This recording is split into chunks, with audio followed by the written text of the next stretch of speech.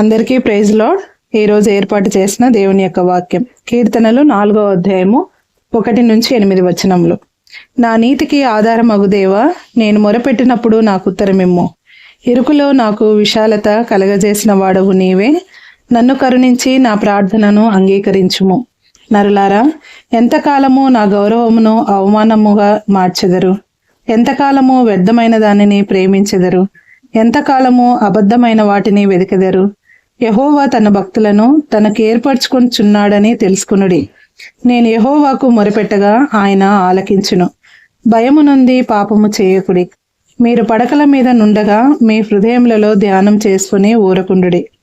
నీతియుక్తమైన బలులు అర్పించుచు యెహోవాను నమ్ముకొనుడి. మాకు మేలు చూపు వాడెవడని పలుకువారు అనేకులు. యెహోవా, నీ సన్నిధి కాంతి మా మీద ప్రకాశింపచేయుము. వారి ధాన్య ద్రాక్ష రసములు విస్తరించిన నాటి సంతోషము కంటే అధికమైన సంతోషము నీవు నా హృదయంలో పుట్టించితివి. యెహోవా, నెమ్మదితో పండుకొని నిద్రపోవుదును. నేను ఒంటరిగా నుండినను నీవే నన్ను సురక్షితంగా నివసింపచేయుదువు. దేవుడి వాక్యాన్ని మన వినికిడిలో దీవించునుగాక. ఆమేన్.